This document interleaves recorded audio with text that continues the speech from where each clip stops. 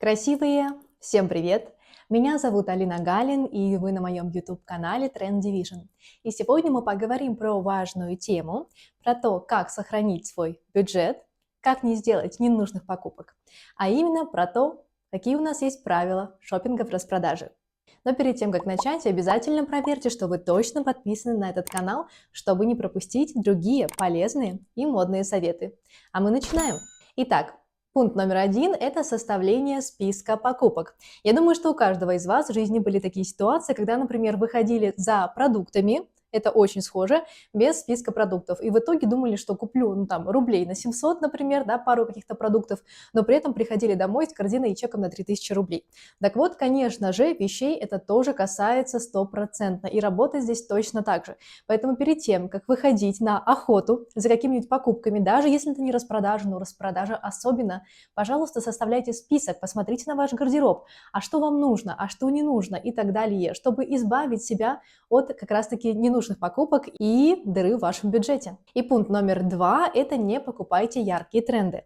Мы с вами ранее говорили про то, что тренды – это то, что достаточно быстро взлетает, но также быстро и падает. Поэтому, когда магазины устраивают распродажи, они распродают уже ненужные, уже старые, можно так сказать, коллекции.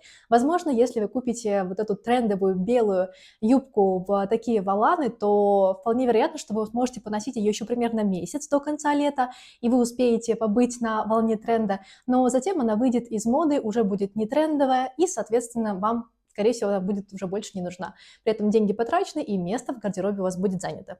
Отличным вариантом покупки одежды на распродажах может служить покупка базового гардероба. Например, если у вас чего-то не хватает, либо, может быть, какие-то вещи вы хотите заменить, либо, может быть, расширить базовый гардероб, потому что ваш стиль жизни поменялся, либо, например, вы можете заменить какую-то вещь, если она себя износила.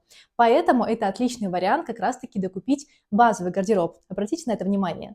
И также в этот пункт я добавлю то, что, например, в конце весны или летом очень классно покупать верхнюю одежду и демисезонную обувь, потому что в конце весны обычно происходит распродажа, когда продают демисезонную обувь или, например, теплую верхнюю одежду. Иногда это еще заходит на начало лета, в зависимости от магазина и от смены коллекции внутри, как быстро это происходит. Но в любом случае вы можете здесь урвать какие-то очень хорошие скидки и купить базовую обувь. То есть не специально какой-нибудь, например, пуховик или тип обуви, которые были модны именно этой зимой, и мы покупаем это сейчас. Нет, не так. То есть вы покупаете то, что является, больше сказать, классикой, либо базой, поэтому вы делаете некую инвестицию, вкладываясь и покупая, например, пуховик со скидкой, при этом будете носить его через полгода, но зато вы сэкономите деньги.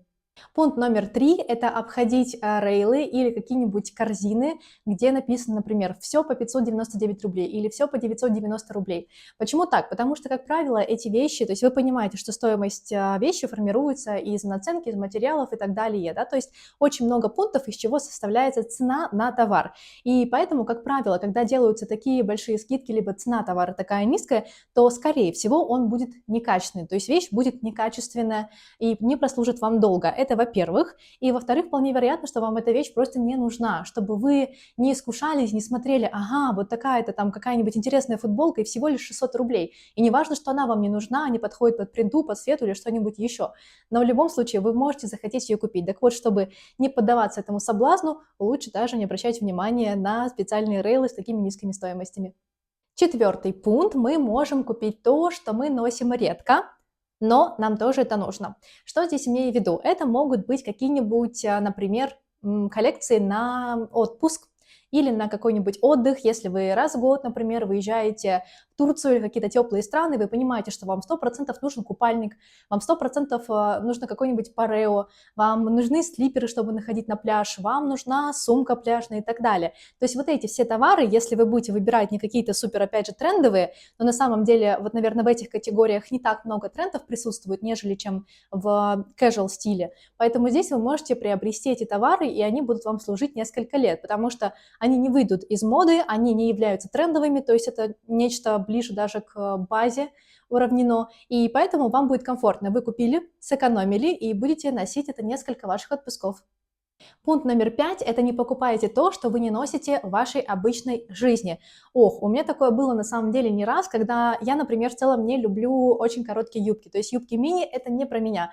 Но при этом как-то раз у меня была ситуация, когда я зашла в магазин, и мне очень понравилась юбка. Она, конечно же, была мини, и она была полностью вся сделана из пайеток. И мне так она понравилась, я подумала, вот, я пойду на какие-то вечеринки, на какие-нибудь мероприятия и так далее. И неважно, что это не мой стиль жизни, и что эта юбка мне вообще точно никак не подойдет и не впишется в мой гардероб, но все-таки я ее купила. Так вот, поэтому, чтобы вы могли научиться на ошибках чужих, не допустить их у себя, очень важно, чтобы вы покупали одежду, которая именно подходит вам, под ваш стиль жизни, под ваш тип фигуры, возможно, даже материалы. Может быть, у вас есть аллергия на какие-то материалы, либо вы в целом не переносите просто синтетику, она вам не нравится. Поэтому здесь важно, чтобы вы покупали те вещи, которые подходят вам по силуэту, по типу фигуры, по росту, может быть, даже по типу лица, то есть те особенности, которые есть именно у вас.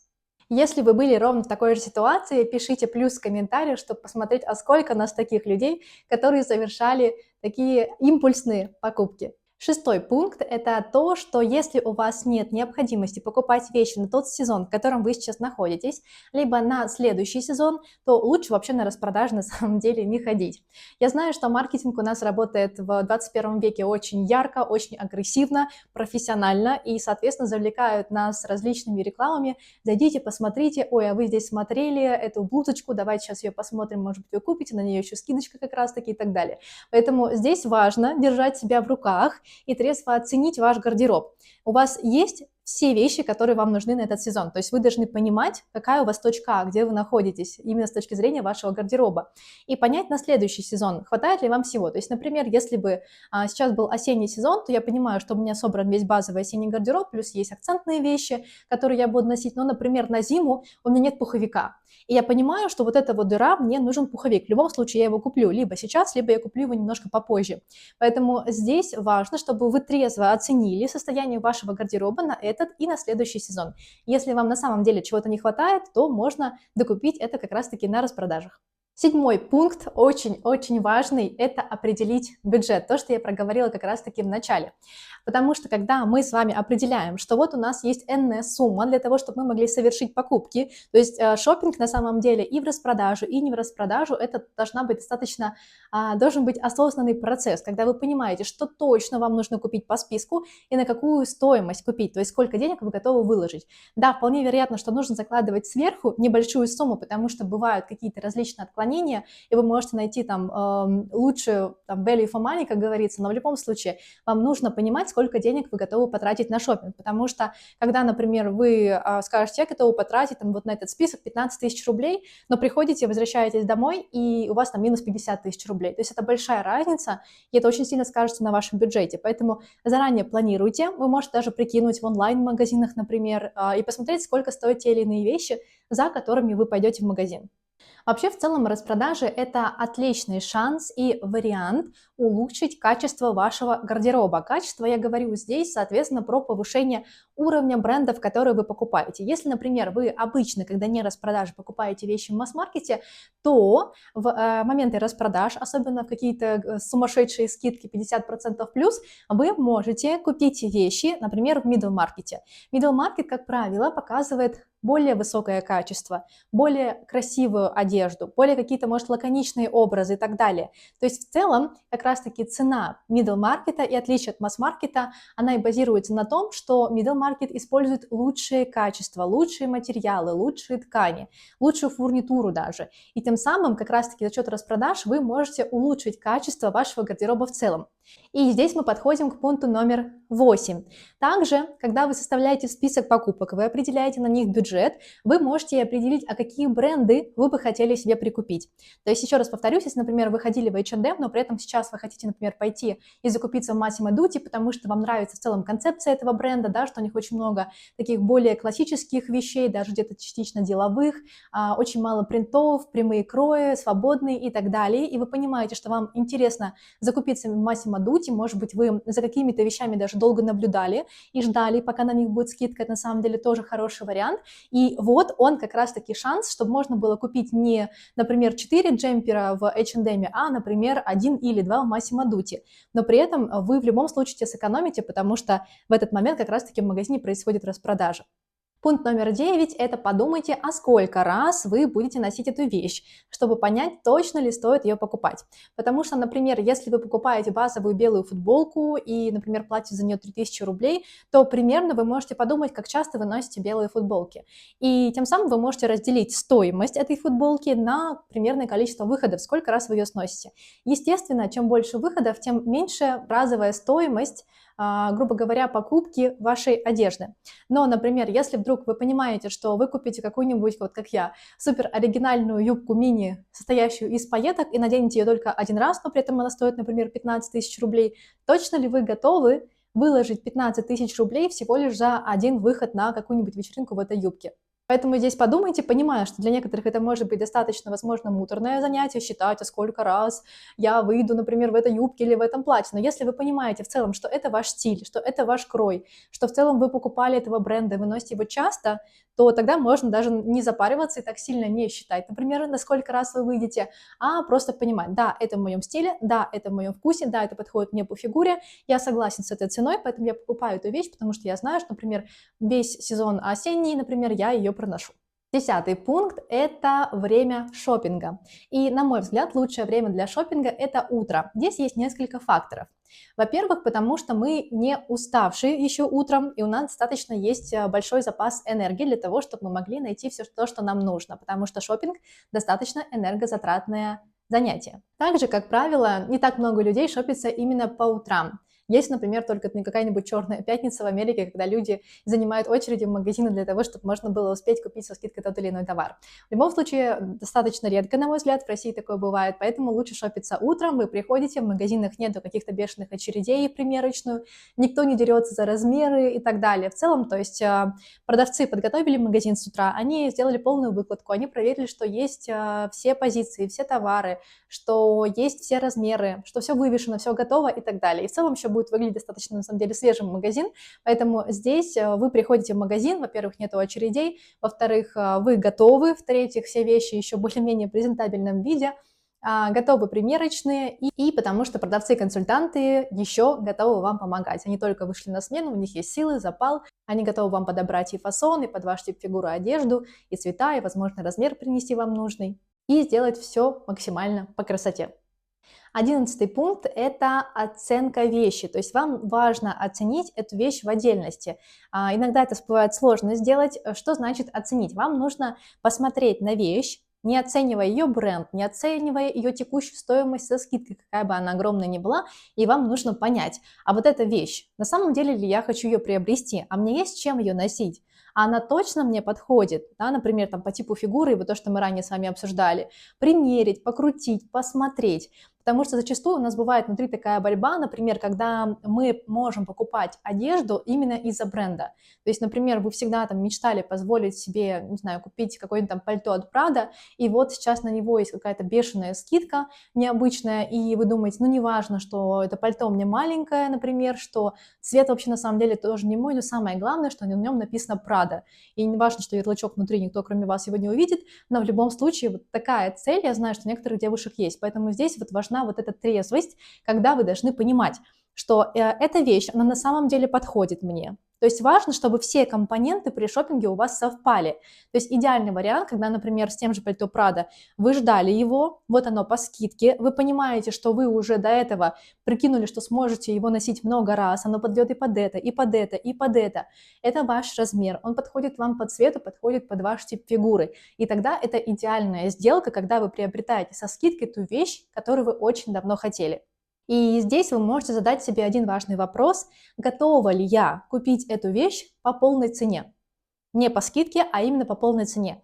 И вы должны понять, если, например, вы смотрите на вещь, она стоит 45 тысяч рублей, и вы думаете, ну, нет, она точно столько не стоит, вообще, ну, о чем, почему они такой ценник поставили бешеный, то, соответственно, скорее всего, вам эта вещь не нужна. Даже если на нее будет скидка 50%, и вещь будет стоить 22 500, и вам будет казаться, ого, это я здесь много сэкономлю. Но на самом деле, если вы подумаете и скажете себе, что эта вещь все равно стоит дорого, и она не стоит своих денег, то лучше такую вещь не покупайте.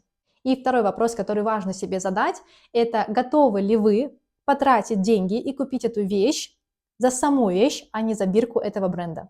И последний, 12-й пункт– это не покупайте вещи на потом. Я знаю, что очень многие этим грешат, когда покупают вещи на какое-нибудь несбыточное будущее.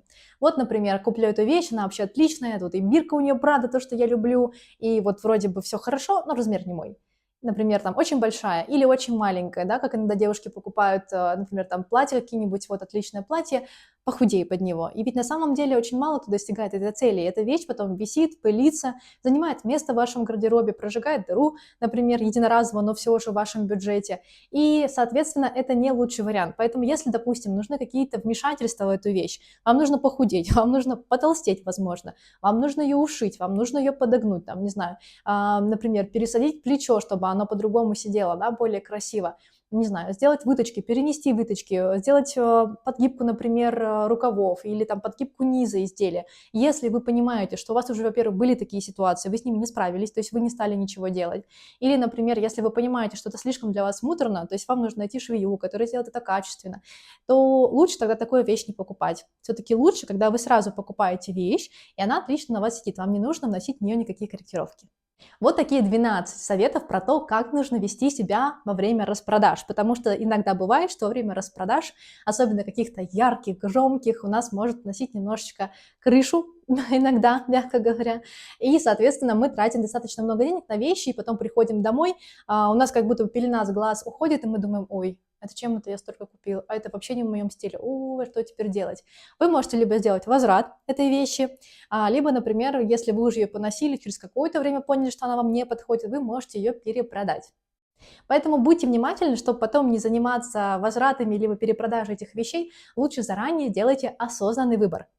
Не забудьте поставить лайк, подписаться на этот канал, и также можете заглянуть в мой телеграм-канал, где я рассказываю про тренды, делюсь полезными ссылками на различные трендовые и модные вещи. Спасибо, что были со мной. С вами была я, Алина Галин. Вы были на моем канале Trend Division.